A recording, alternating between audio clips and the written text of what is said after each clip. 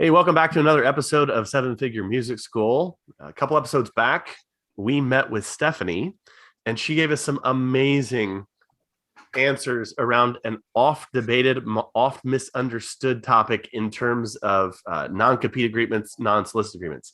So we decided to record another episode with Stephanie, and I think we have a lot of questions. And we love the first episode so much. We might, I don't know, Stephanie, we might put your name and face on the cover and just start having you back because that first one was so good that that we just had to do another. So today's question, and this one came from Nate, and I think we're just going to jump into it. But the question is, at what point does an owner of a school or studio need an attorney rather than a boilerplate legal document? Or in other words, when does it really make sense for a school owner to invest in legal counsel, and how often? Although, Nate, I might actually have you describe for me what you meant by how often. Yeah, I think about it in terms of like my accountant I talk to twice a year. My bookkeeper I talk to, well, about once a month, but now twice a month on average. And I'm wondering if there's any sort of like seasonal rhythm with my attorney that I should actually commit to. So that's all I really mean by that. Okay. And we get the question all the time, like, can I just legal zoom this to get started? So I'd love your interpretation of that. You should plan for legal expenses and paying an attorney the same way that you plan for anything else. Your marketing budget, your hiring budget, your rent, or any other expenses. You should plan for that because, like it or not, if you're going to be in business for any amount of time, you are going to need an attorney at some point, whether it is to help you set up your business, help you set up a new business, hire that really great teacher that you needed to put a stellar compensation package together for, or in the event that there's a dispute with one of your students or a teacher or your landlord or the music studio across the street. So to be able to have pre-planned for that or pre-planned funds will help with any sticker shock, so to speak. And if you don't use it at the end of the year, you can just roll it over to the next year or use it for something that you need to, as long as you continue to plan for that year after year. You said something that I love, because financial fluency and sort of the benefits of that, Daniel and I talk about often, but you said like budget for your attorney line, right? So we have that in the Brooklyn Music Factory budget. You'll be happy to hear. We have like outside services, and there's a little subline in my QuickBooks that says attorney. I'm wondering if there's any way for those of us that, I look at my historical information on rent and I look for trends and percentages over the different locations we've had, and then I'm able to create a forecast. But for those of our listeners that really don't have any version yet of historical data, is there either a percentage of your gross income that you think is the average that people spend on legal counsel, or is there just a general dollar figure, like be sure you have at least a couple $1,000s in there every year? Can you give us any kind of guidance in that way? Yeah, I think having a few $1,000s, $2,000 to $2,500 budgeted for legal expenses is probably a good place to start. That doesn't mean that you're only going to spend $2,500 or whatever you've budgeted for. But it should at least cover, hopefully, enough for you to find an attorney that fits your needs, and then you can discuss fees with them, and then you'll have a better idea moving forward for the future, what you might need.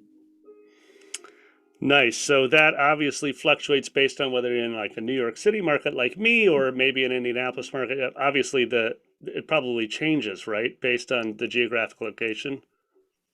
Yes, there are several factors that go into legal fees because attorneys charge different ways. Some people use flat fees, although that's not very common these days. And most of the time, legal services are provided at hourly rates, which will vary both based on geographic location as well as the number of years that the attorney has been practicing. So it is important that you, in doing your search for an attorney, you find somebody that fits not only your legal needs, but your budget as well.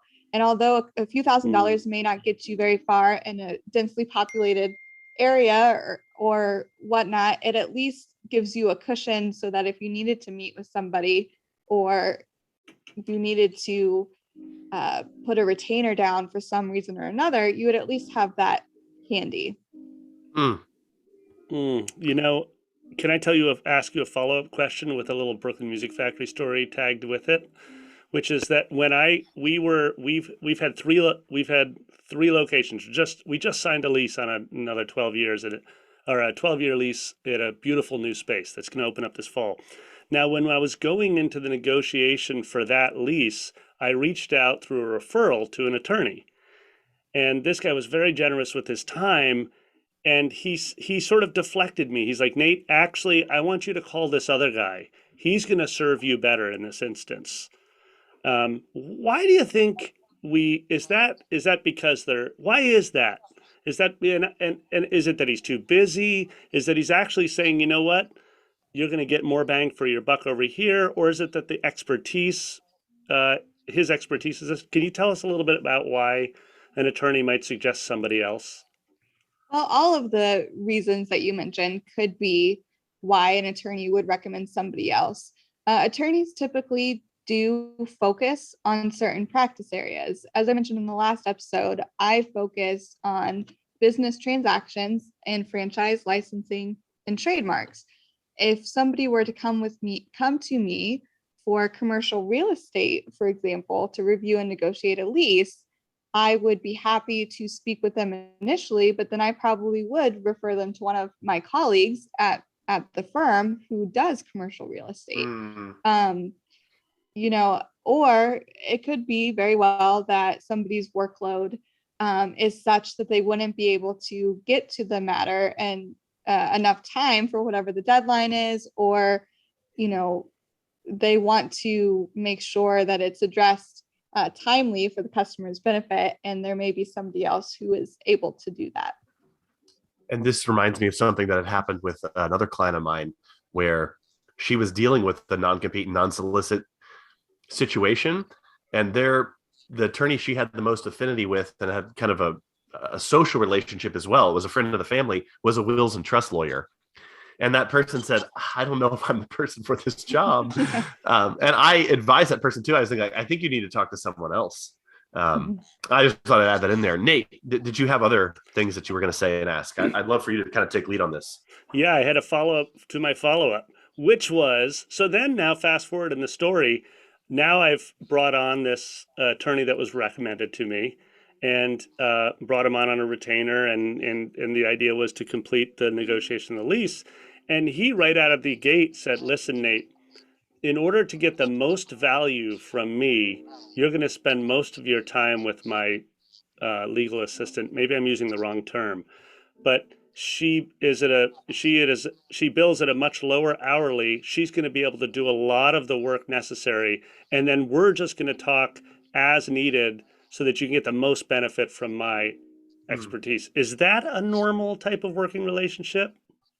Yes, most law firms that are more than just a few people have attorneys of all levels in terms of years of experience. And if there is a younger attorney that somebody works with who is more than capable of handling the project, that can do the work at a lower hourly rate, it's not uncommon for the senior attorney to allow them to do that, to inform the client that that's going to be happening, which will save the client money, and allows the project to get done in a competent manner.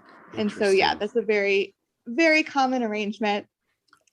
Well, I just love that also what you're pointing out here is when we're creating the budget, you're saying budget for your legal counsel, you can have that open conversation when you're reaching out to an attorney. Say, hey, listen, I only have $3,000 in the budget. how can we best use this, given that I'd like to draft contracts and, maybe I'm working on some commercial real estate here, a lease. Like, how do I stretch those dollars? It sounds to me like that's a really smart question. Yeah, definitely. And the attorney can say, yes, I have an associate who can help you with this, and they bill at, X amount of per hour. And to the extent she has questions or he has questions, then I will advise and supervise. But, the work can be divvied up that way. Or alternatively, there's always a chance that the answer is going to be, I would love to help you. I'm really sorry, but there's just nobody here that could, do that for that budget. And that might be a reason that they might refer it out to a colleague that they know, bills at an hourly rate. Because the attorneys are in the business of providing services as well. Yeah, totally. And I had a situation where I I'm wondering if this is common, but I expressed, here's where Brooklyn Music Factory is in terms of our budget, and this attorney who ended up getting us to the finish line on the lease said, "Okay, now we didn't end up coming within budget, but he discounted many of the hours to try to help." So when he showed us his invoice, the invoice showed, say, I don't know what it was, like maybe $7,500 or something. And he's like, but I'm going to discount that down to 5 so that we can get close to where we agreed originally. Mhm. Is that actually a practice that happens in billing? I mean, it happens, honestly, it happens in the music school industry. Like, but is that actually common too, to have attorneys say, hey, listen, I'm going to show this as the billable service, but I'm able to discount here and there. Is that a common practice? I don't know. Sure, that people do that within the industry. I don't know if I would say it was common. I mean, it depends on the attorney and the relationship they have with the clients and Right. kind of what's transpired throughout the representation. But the attorneys are well within their right and discretion to do that if they feel like they should provide a discount or want to provide a discount to continue to foster that business relationship. Nice. I was going to pivot to another comment you made around common disputes, if that's okay. Because Mhm. I feel like one of the real values for our listeners is sort of your wisdom of like, what are the 5 like most common disputes that a small business owner can expect, or not even common disputes, but what are like, if you were to help our listeners say, okay, here's your checklist. You Yeah. should for sure get legal counsel in these 3 areas, like contracts. Can you give us like a simple list that we could begin to, aspirationally try to get through over the first year of being in business, if we're a new business owner? Yes. So first and foremost, you want to make sure that your business entity is set up correctly. And while it's extremely easy to go online these days and set it up yourself, it is common to not do it correctly if you're not being properly guided by somebody who understands the impacts of the business structure. And so while it may be intimidating to reach out to an attorney, maybe when you're first starting out and think maybe you don't have enough money for it in your budget, it is a lot more cost effective to spend the money at the outset to get it set up correctly than come to an attorney 3 or 5 years later to pay them to undo Yeah. what you did at the beginning, because that's going to cost you a lot more money. So that would be the first thing. Love that one. The second thing I would say is the contracts, which we talked about on the last episode. That could be contracts with your employees. You're going to want contracts potentially with your students, depending on how you have them sign up and pay and that kind of thing. You're obviously going to have a lease for your space unless you're operating out of your home. And so you definitely want to get an attorney involved with those negotiations. And then the third one isn't necessarily when you want to get your attorney involved, but it can help offset potential costs when there are certain types of disputes or incidents, and that would be getting certain types of insurance, such as employment practices and liability insurance, which may have some coverage for instances of sexual harassment or other types of employment practice related claims. Obviously, your general liability insurance will help with certain damage claims, that kind of thing. So I would recommend that. And then last but not least, I would highly recommend getting an attorney involved when it comes to your intellectual property, making sure that that is protected, especially in the industry in which you guys work, where content is being created, and whether that's, musical arrangements, blog posts, whatever the case may be, or your name or your logo, it's going to be important that you make sure that those items are protected. Those are so good. I hear set up your business structure correctly, number one, LLC, S Corp, etc., all the different options.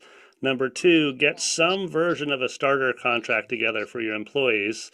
That would link to our last episode, right? Is there a non-solicit in there? Is there a non-compete? What are the other key elements? Then I heard you say, hey, an attorney can be really valuable for advising you on the correct insurance to get, because you might be actually getting insured in a way that will cover you if you need to go back to that attorney to get some help around a dispute. That's fascinating. I myself have not done that, so that just went on the list. And then finally, number 4, you said intellectual property. You're like, you may not even know you're creating intellectual property. You created the name of your studio and you made a logo for it. Guess what? You've just actually created some intellectual property. Awesome. I think we're really doing this initial questions service here, Daniel, which is like, when do you actually need to go to an attorney was the actual question, versus can I just Google like contract template for a music school, which, by the way, I'm sure something would come up, Can I ask a couple of detailed questions around comments you made? And then I think maybe we bring this sucker to a close, but you said possibly getting your students to sign a contract. I have never actually heard that before in all my years doing this. I'm curious if you could elaborate a little bit on the why behind that. What would be an instance, an if then, that I would actually want a student or a parent to sign a contract with? So to clarify, it would be their parents if they're minors. They can't. It's not little Miles.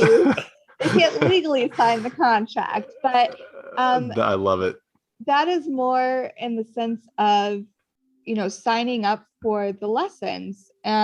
You would likely want something in writing that outlines, the fees that they're agreeing to pay X amount for the lessons.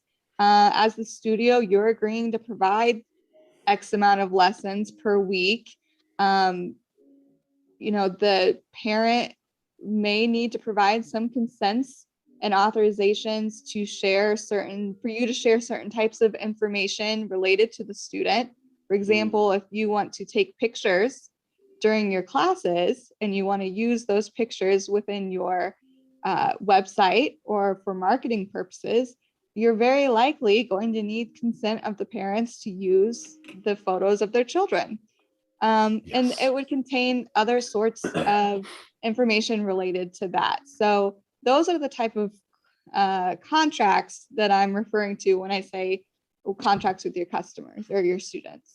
And I will even just briefly say, Nate, before I want you to go to your next question, is that last fall, Alyssa, another one of the coaches here at Grow, she and I did an entire episode on how her studio in Boston has a legally enforceable policy and defined length of stay for a student in their studio. And she talked at length about how they worked with their attorney that to basically ensure that once a student committed to joining their program, they had to stay in the commitment. Almost very fascinating episode. So I'm going to put that in the show notes, or maybe also as just a PS on the email that goes out to all the folks who are listening to this. But Nate, please continue. I know you had a couple of detailed questions there. Yeah, I love that, Daniel. That links directly to this. to your comment, we, at Brooklyn Music Factory, you learn the hard way, of course, around having an AV release form. Like most of small business owners, they learn through mistakes. And I'm literally looking at our Slack channel for our recent day camp, and there's a teacher channel in there, and it tells all the teachers AV release, who you're allowed to take photos of and videos of, and who you're not. Mhm. And we post that every day of camp. Here's who here who has release and who doesn't. So that's just a beautiful, very real example for everyone listening, because a lot of listeners probably don't realize that they just need to ask Yeah. and say like, Right. hey, here's a little form, check the box. And again, it's one of those things where you can download the template, or you can actually talk to someone who knows what they're talking about and figure out the nuances of that and have something that's drawn up so that there is a good line of communication between you and someone, in this case, an attorney, who's personally advising your studio on all the ins and outs of what that means. Because again, this is one of those areas where there's a lot of misinformation and myths that run rampant through our industry, from folks who've gotten their law degree from the University of Facebook. I think maybe in closure, I wanted to highlight one of your last comments that you sort of glossed over, but is so valuable, which is you said you'll spend far more money 3 years from now undoing the mistakes you made in the early stages of Brooklyn Music Factory. I'm going to go on the record here and be totally transparent that I made many mistakes in the early years, and it cost me time and money to undo them. And I wanted to draw an analogy here for us, because we hear this often where small business owners will start and they will do all their bookkeeping themselves. They'll be like, I'm just going to set up Xero or QuickBooks. I got this, or it's going to be all in a spreadsheet. And Daniel and I sort of like pound on this idea that like one of the most important first hires is actually finding a bookkeeper that you can trust, that will just get your dollars and cents organized, especially when you're small. I feel like the same lesson learned here is with our attorney. It's like you, maybe a business partner, you're working at your partnership, and like 2 teachers. Invest now while your team is tiny so that you can have really easy conversations amongst a small number of people, and try to get it right at the outset. Because, in our program, correct me if I'm wrong, but once you create a good contract, once you start creating those release forms, once you get that insurance set up, et cetera, like that's a repeatable system, no matter as you scale. Am I wrong about that? I mean, I feel like you can really get a lot of things right at the early stages. Well, that's exactly right. And that's one reason why you do want to consult a good group of advisors at the beginning. Always having a good banker to help with financial issues, a good accountant to help you with the tax aspects and anything else that they can help you with, and a good attorney to help you with the business setup and getting your initial draft of contracts. Now, those contracts can be, once you've got them in place, it can be a good system for you that you can continue to use over and over. But as you grow, your needs may change, and you may go back to that attorney and say, hey, when we started, I needed X, Y, and Z, but here's what I've got going on now. Is there something we need to do to update this? Or, maybe there's been a change in the law related to non-competes, or whatever the case may be, and the documents need to be updated. Or you grow your business large enough that maybe you're considering growing through franchising or growing through licensing, and you need an attorney to help you with that. And if you want to know the difference between a license and a franchise and what that entails, I'm always happy to talk about that too. So That's awesome. And in full transparency, we didn't really put together our non-compete or our non-solicit until the first sort of class of teachers that were the early stages of our business were leaving. We just didn't even know you needed it. We're like, I can't believe that. First of all, when you're just starting, you can't even imagine that anyone who joins you would ever even leave. Right. So I love the fact. Were we ever that young? Yeah, I'm fessing up right now. So thank you so much. I love how succinct you are in terms of areas to focus on. and how valuable it is to actually develop a lasting and mutually beneficial relationship with your attorney. I just think that's really my main takeaway from this is you're looking for a relationship that's going to last through every stage of growth. Yeah. Definitely. And, there may be a time when you grow big enough that you may need a different type of attorney. But finding somebody who can get you started and who can grow with you, with your business, can be vital and can end up saving you a lot of time and money in the long run. Love it. I think as a maybe as a wrap up here, if you have questions, if there's something you'd like us to talk with Stephanie about in future episodes, drop that in the comments where you're at or send an email back to us. And as we said in the previous episode, we're going to include Stephanie's contact info. If it's time for you to start taking these things a bit seriously, or you heard something, you're like, oh, I need to talk to Stephanie about this particular situation, you can find her contact info wherever you are watching or listening to this. But thank you again for listening, and we'll see you all in the next episode.